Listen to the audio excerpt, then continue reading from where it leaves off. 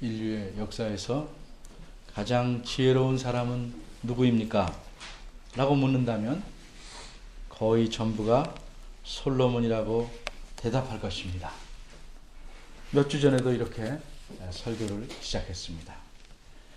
그럼 반대로 인류의 역사에서 가장 우매한, 즉 가장 미련한 사람은 누구입니까? 대답하려면 좀 생각해 보셔야 할 것입니다. 그러나 생각해 봐도 누군지 알아맞히기가 쉽지는 않을 것입니다. 그래서 제가 대답합니다. 가장 우매한 사람은 역시 솔로몬입니다. 왜 그럴까요? 온 세상에서 가장 지혜롭다고 하는 사람이 미련한 짓을 해서 망했기 때문입니다. 원숭이도 나무에서 떨어질 수는 있습니다. 수영 선수도 실수로 물에 빠질 수도 있습니다. 그러나 가장 지혜롭다는 사람이 한두 번의 실수가 아니라 거듭 미련한 짓을 해서 스스로의 인생을 망쳤다면 그것이 그가 가장 미련한 자라는 사실을 입증한 것입니다. 솔로몬은 도대체 어떤 지독하게 미련한 짓을 해서 자신의 인생을 망가뜨렸을까? 두 가지만 생각해 보고자 합니다.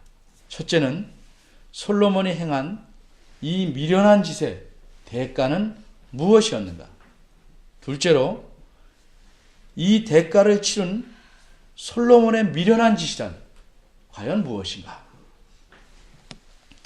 오늘 본문인 9절에서 13절 말씀은 두 문단으로 나눌 수 있습니다.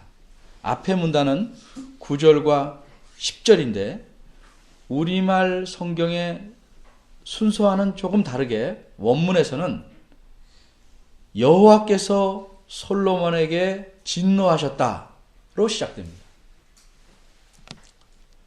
그리고 그 다음 문단인 11절, 13절 여기서는 여호와께서 솔로몬에게 말씀하셨다로 시작됩니다.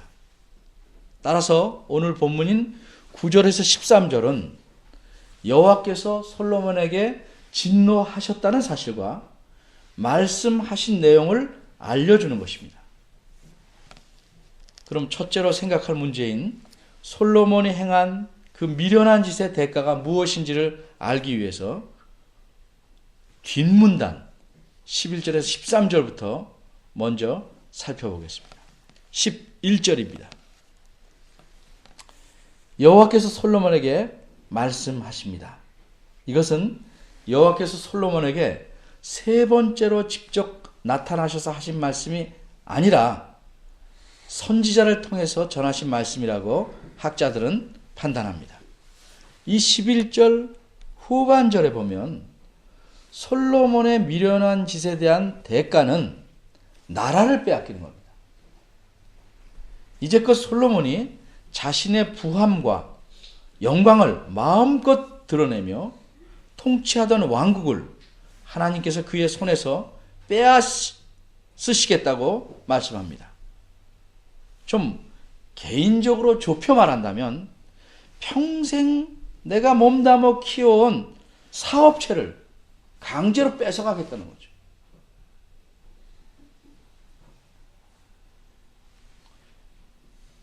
이것은 자신의 생명 이상으로 소중한 것이어서 결코 빼앗길 수 없는 그런 것들입니다.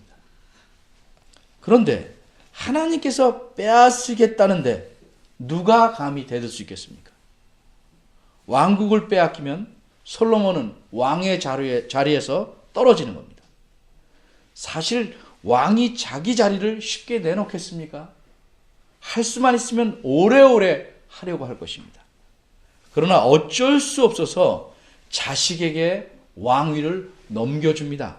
그런 왕들이 적지 않을 것입니다. 그런데 솔로몬 대신 왕이 될 자는 솔로몬의 아들이 아닙니다. 솔로몬의 신하가 그 자리를 차지할 것이라고 말씀합니다. 다윗으로부터 솔로몬에게 이르기까지 이루어 놓은 왕국이 통째로 남의 손에 넘어가게 된 것입니다. 이렇게 솔로몬은 자신의 왕위뿐만 아니라 왕국 전체를 잃게 되었습니다. 이것이 하나님께서 솔로몬에게 내리시는 무서운 심판입니다. 내가 이루어 놓았던 모든 것을 통째로 빼앗겨서 내 집안에 이어가는 것도 아니고 남에게 뺏겨버립니다. 그러나 12절과 13절을 보면 하나님께서는 이렇게 무서운 심판의 손길을 펴는 일에 자비를 섞으십니다.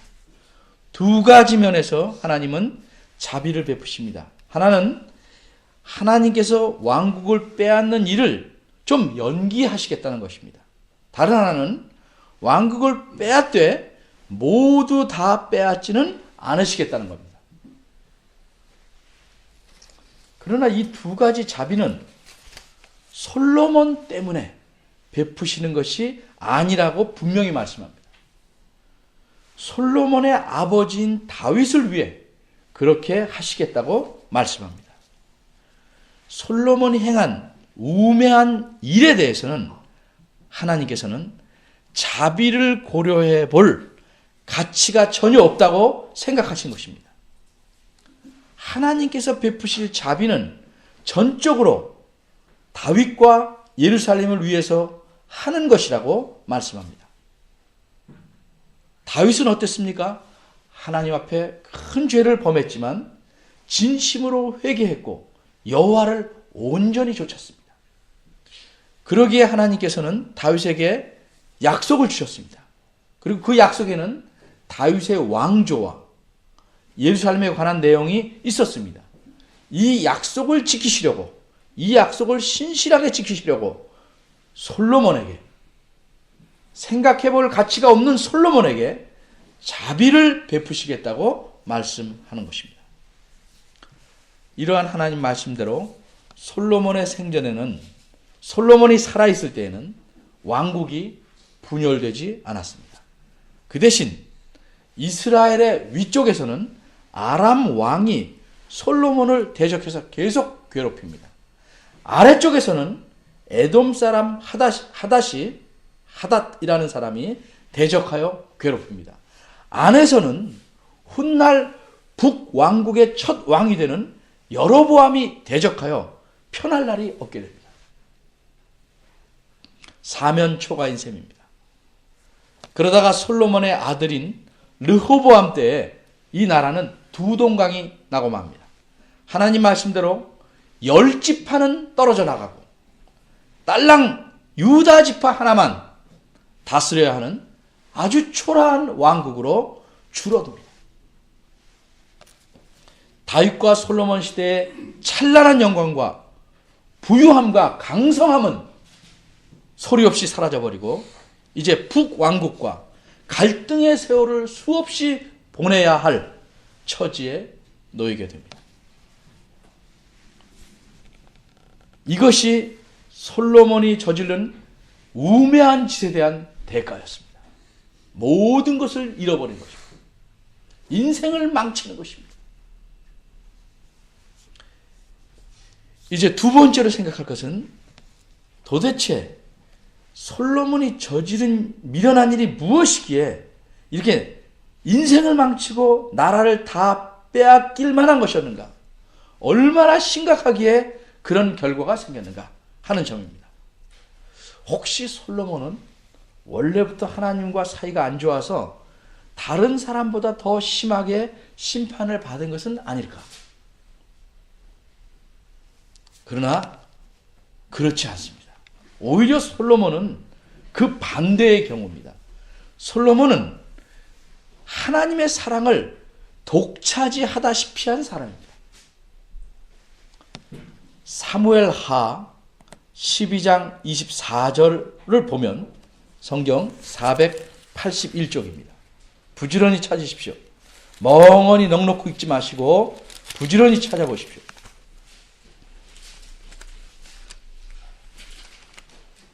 481쪽 보시면 24절에 이런 말씀이 있습니다.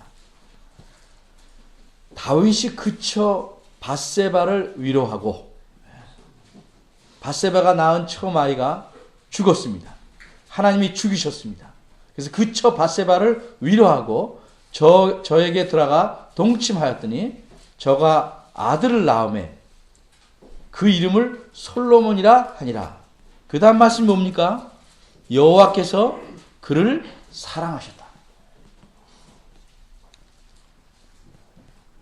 이처럼 솔로몬이 태어날 때부터 하나님께서는 그를 사랑하셨습니다.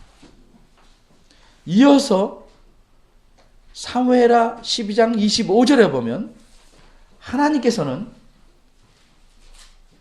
어떤 일을 하셨는지 말씀합니다. 하나님께서는 선지자를 보내서 솔로몬에게 별명을 지어주십니다. 선지자 나단을 보내사 그 이름을 여디디아라 하셨다. 여디디아 무슨 뜻입니까? 여호와께 사랑을 입었다 하는 뜻입니다.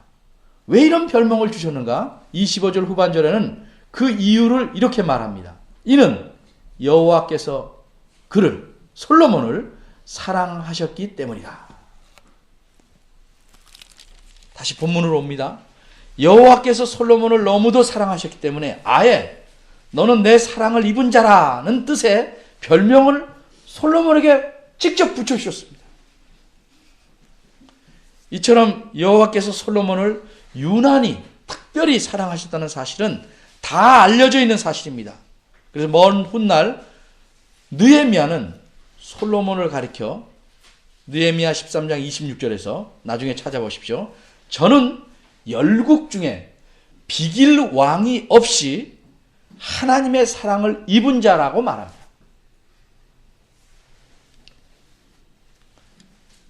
이와 같은 하나님의 사랑은 짝사랑은 아니었습니다.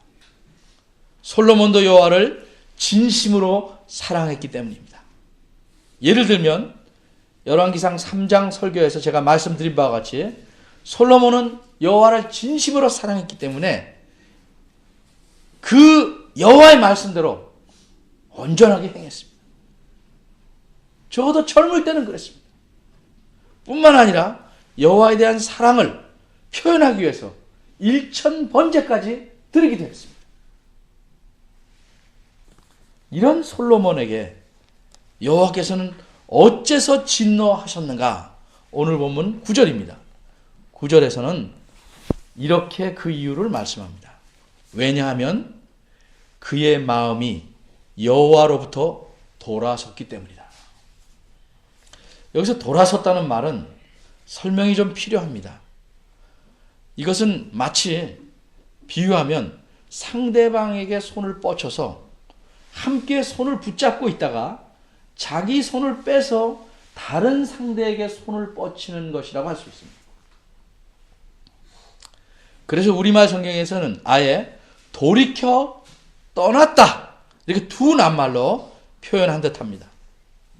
이제껏 솔로몬의 마음은 여호와에게 뻗어 있었고 여호와와 함께 있었습니다. 그런데 솔로몬은 자기 마음을 그 여호와로부터 거둬들이고 다른 곳에 두기 시작하고 마침내 다른 곳에 두었습니다. 이것을 뭐라고 하는지 아십니까? 이것이 한마디로 배신입니다.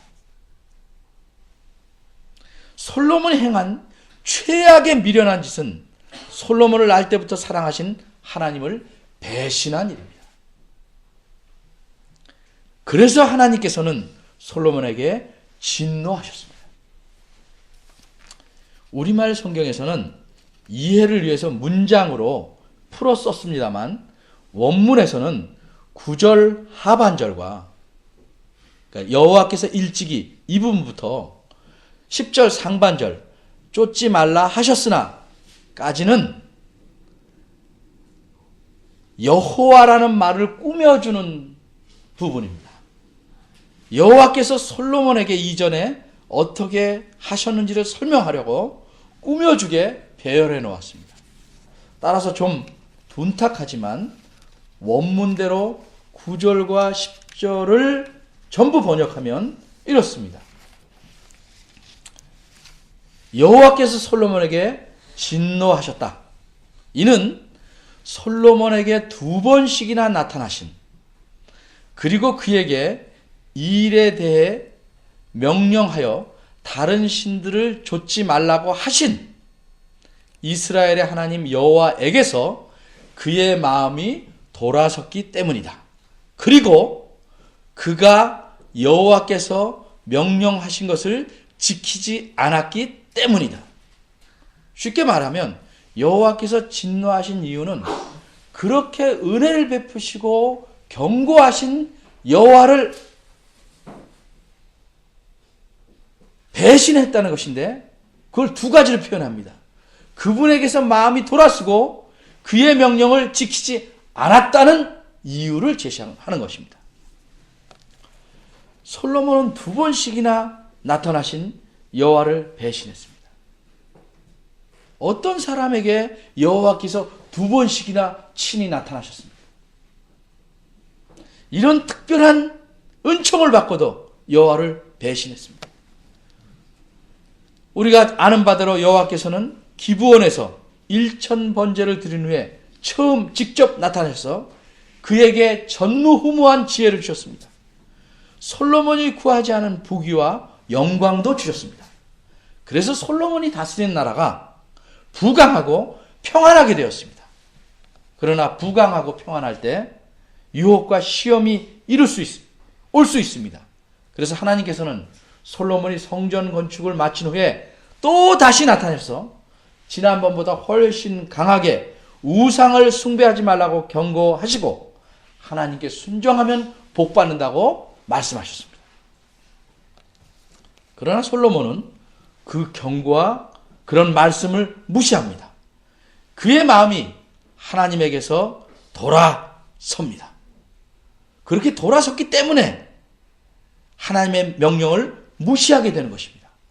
마음이 돌아서면 하나님의 명령도 무시하게 됩니다. 이처럼 솔로몬은 하나님을 철저히 배신합니다. 이것이 솔로몬이 행한 최대의 우매한 짓, 미련한 짓이었습니다. 그런데 어떻게 이런 배신이 가능할까? 배신은 마음의 문제입니다. 겉으로는 얼마든지 안 그런 척 할 수 있습니다. 그러나 하나님은 마음을 보십니다. 나이가 들어갈수록 솔로몬은 자신의 마음을 다른 것으로 채우기 시작합니다. 근데 이것을 채우려면 하나님에게서 떨어져 나와야 합니다. 그래서 그의 마음은 슬금슬금 하나님에게서 멀어집니다.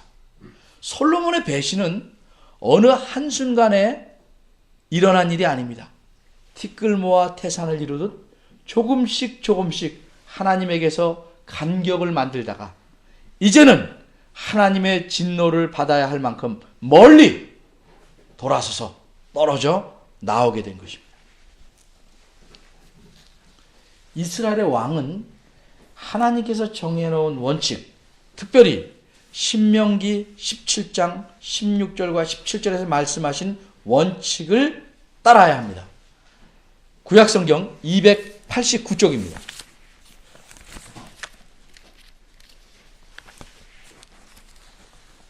(16절과) (17절을) 잘 보시면서 제가 전하는 말씀을 들으시기 바랍니다. 이 원칙의 첫째는 왕은 말을 많이 소유하지 말아야 합니다. 그 까닭은 왕이 군사력을 의지하지 않고 오직 하나님만을 의지하도록 하기 위함입니다. 말이 많으면 하나님보다 군사력을 의지합니다. 그러나 솔로몬은 병거와 마병을 모아서 그 병거의 수가 1400이나 되었고 마병이 12000이나 되었다고 열왕기상 10장 26절 이하에 기록되어 있습니다. 게다가 애굽에서 많은 돈을 주고 병거와 말을 수없이 사들였습니다. 요즘으로 말하면 엄청난 돈을 주고 최신 무기들을 수없이 구입하는 것과 마찬가지입니다. 둘째로 신명기 17장 17절에 있는 대로 16절부터 합시다. 17절 하반절에 있는 대로 왕은 은과 금을 자기를 위해 많이 쌓지 말아야 합니다. 이렇게 하는 까닭은 역시 왕이 재물을 의지하지 않고 오직 하나님만을 의지하도록 하기 위함입니다. 그런데 솔로몬 왕이 마시는 그릇은 무엇인 줄 아셨습니까? 열왕기상 10장을 보겠습니다. 본문으로 다시 와서 열왕기상 10장 한 장을 앞으로 돌리면 열왕기상 10장 21절 27절에 보면 솔로몬 왕이 마시는 그릇은 다 금이고 궁궐의 그릇들도 다 금입니다. 은으로 만든 기물은 아예 없습니다. 그 시대는 은 같은 거는 귀히 여기지 않고 돌같이 흔하게 취급했다고 말합니다. 은금이 말할 수 없이 많으니 아쉬울 것이 없습니다. 하나님을 의지할 이유가 점점 사라지고 있는 것입니다. 돈이 많아 보세요. 돈이 발에 채이는 만큼 많아 보세요. 하나님을 의지하겠습니까? 전혀 안 그렇습니다.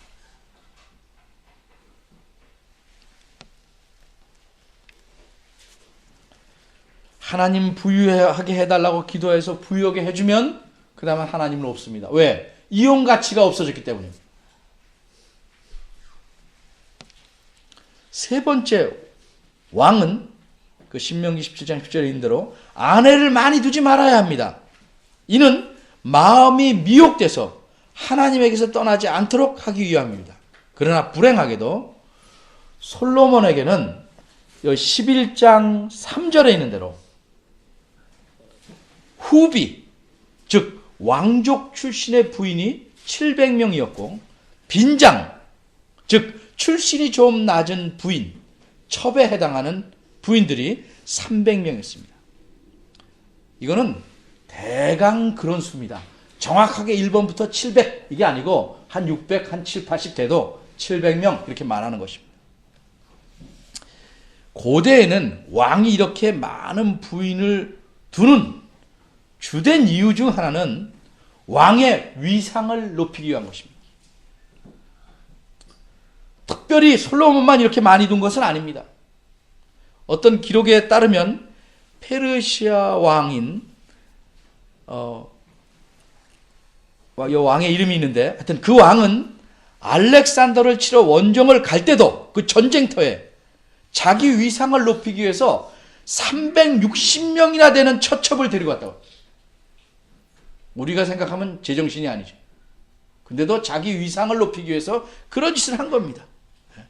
페르시아나 터키의 후궁에 가면 솔로몬 왕의 처첩 수와 맞먹는 수의 여인들이 있었다고 나옵니다.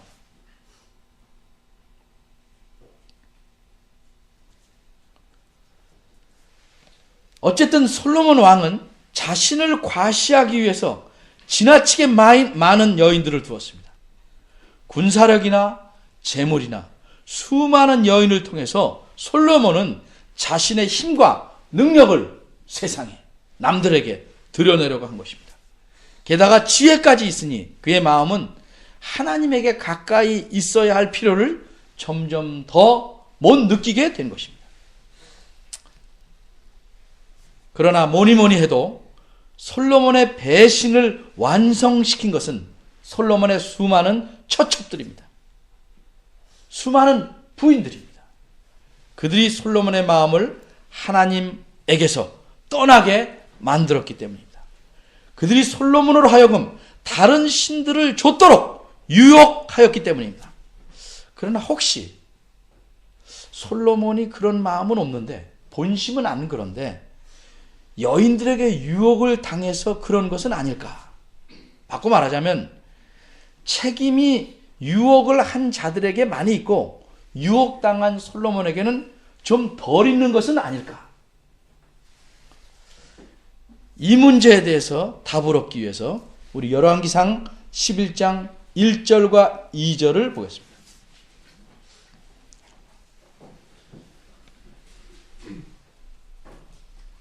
이 두 구절은 우리말 성경에서는 두 문장으로 끊어져 있으나 원문에서는 한 문장입니다.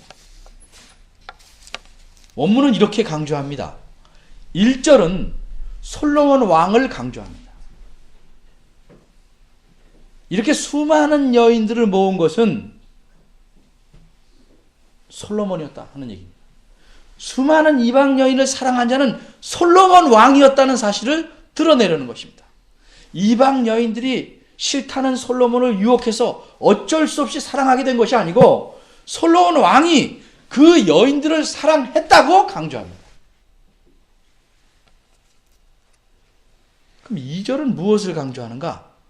2절은 솔로몬이 이방 여인들을 사랑했는데 이 여인들은 다름이 아니라 하나님께서 일반 백성들에게도 서로 결혼하면 안 된다고 금지한 나라로부터 온 여인들이라는 사실입니다.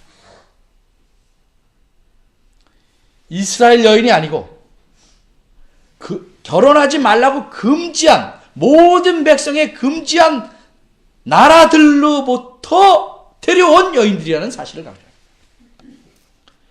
솔로몬은 솔선수범하지는 못할지언정 백성들보다 먼저 왕의 힘을 이용해서 하나님의 명령을 어기고 이방 여인들과 결혼했다는 죄악을 드러내고자 하는 겁니다. 그럼 솔로몬은 왜 이렇게 했을까? 어쩔 수 없는 이유, 예를 들면 요새 잘 말하는 혹은 전에 통치자들이 잘 말하는 통치 차원에서 그렇게 했을까? 하나님 말씀은 그 이유를 매우 분명하게 이렇게 말씀합니다. 2절 끄트머리입니다. 솔로몬이 저희를 연애하였더라. 통치 차원은 아닙니다. 솔로몬이 저희를 연애하였다는 표현을 좀 더 살펴보겠습니다. 이 표현은 기록자의 의도를 드러내기에는 약한 번역입니다. 그래서 원문을 순서대로 직역하면 이렇습니다. 그들에게, 그 여인들에게 솔로몬은 달라붙었다.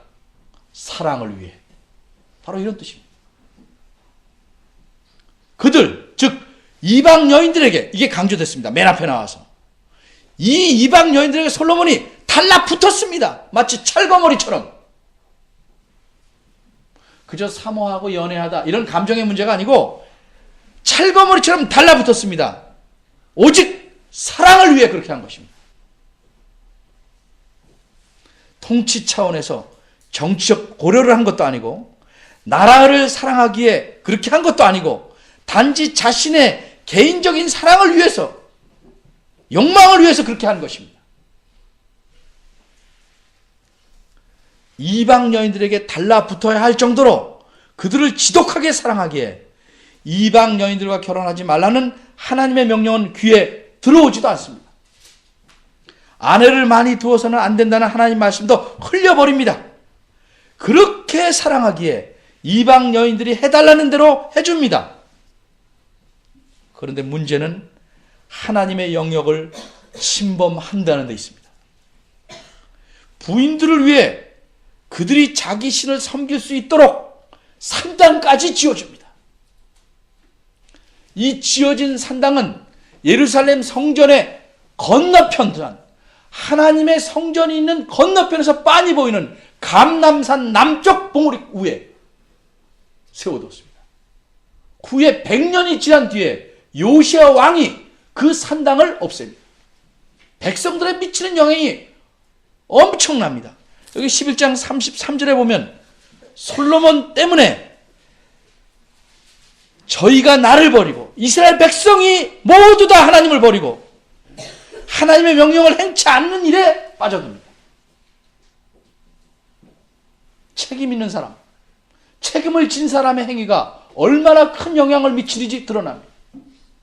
목사, 가장, 정치가, 형, 누나, 책임을 질 사람은 그 책임을 받는 사람들에게 영향을 늘 미치게 마련입니다.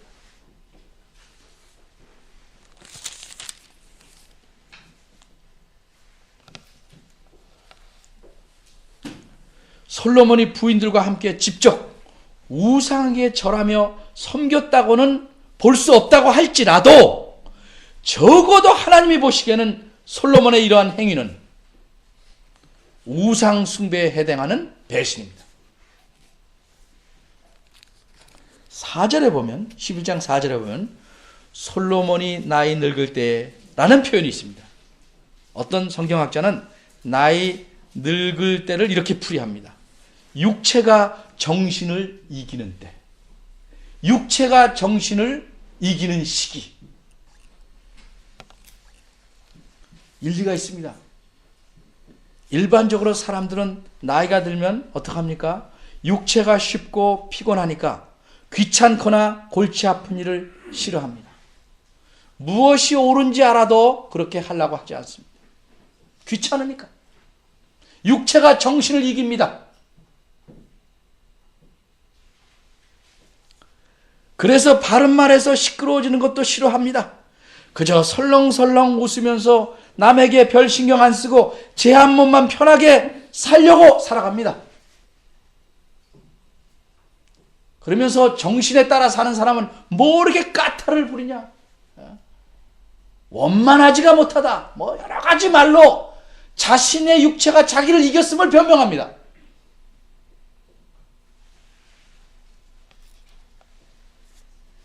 솔로몬도 별 수 없었나 봅니다.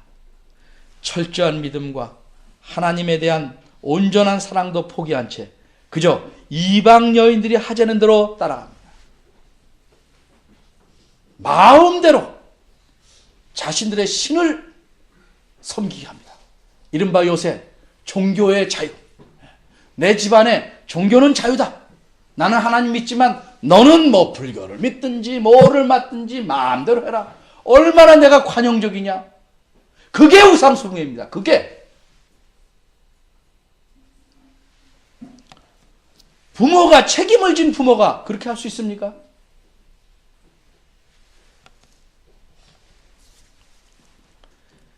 그렇게 하자는 대로 따라가면, 그렇게 살면 적어도 집안에서 싸울 일은 줄어들 것입니다. 그러나 결국 솔로몬은 이방 여인들에게 양보해서는 안 될 것까지 다 넘겨주고 맙니다.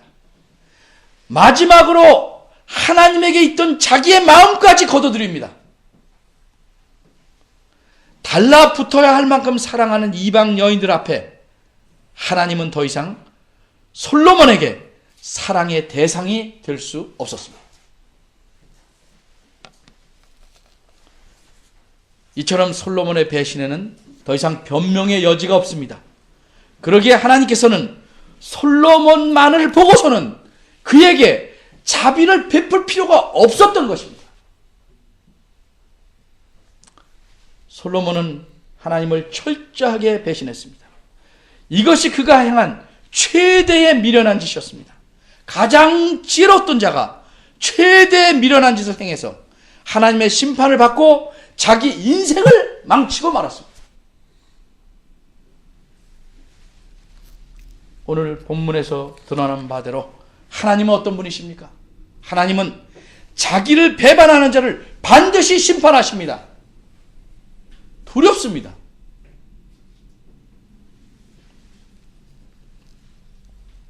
배신은 하나님에게서 마음을 거두는 것이기 때문입니다. 하나님께서 솔로몬에게 주신 부귀와 영광과 지혜를 솔로몬은 하나님을 위해 끝까지 사용하지 못했습니다. 그것들이 오히려 솔로몬에게는 배신의 도구가 되었습니다. 우리도 그럴 수 있습니다. 우리에게 주신 좋은 것들을 가지고 오히려 하나님을 배신하고 하나님에서 멀어지는데 얼마든지 사용할 수 있습니다. 가장 지혜로운 자도 돌이킬 수 없는 미련한 짓을 저질렀거늘 하물며 우리야 얼마나 가능성이 많겠습니까? 하나님께서 여러분과 저에게 주신 좋은 것들이 무엇입니까? 그런데 그런 것들에 탐닉하느라고 하나님에게서 마음을 돌이키게 됩니다.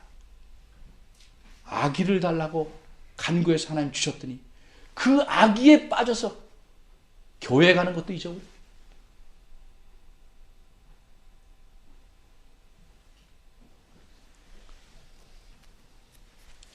하나님을 의지하는 대신에 다른 것에 마음을 두면 그것이 배신입니다. 하나님의 사랑을 배신으로 갚으면 하나님의 진노를 받게 됩니다. 여러분은 어떤 길을 걸어가고 있습니까?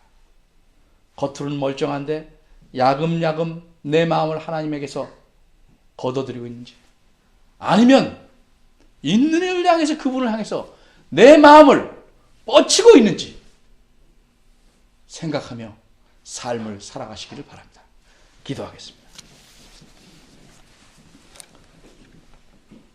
하나님, 저희는 솔로몬보다 훨씬 덜 지혜롭고 평범한 사람입니다. 그러나 오늘 본문 말씀을 통해서 우리가 저지를 수 있는 잘못이 어떤 것인지를 생각해 보았습니다. 우리의 삶을 돌이켜봅니다. 하나님 대신 무엇을 사랑하고 있는지, 하나님 대신 무엇에 탐닉하고 있는지 돌아보게 하시고 배신의 길로 나가지 않도록 붙잡아 주옵소서. 세월이 갈수록 더욱 하나님께 가까이 가는, 하나님을 기쁘시게 하는 자녀 되기를 바라오니 주여 저희를 긍휼히 여기시고 도와주옵소서. 예수님의 이름으로 기도합니다. 아멘. 다 같이 나와서 성경 2장 보시겠습니다.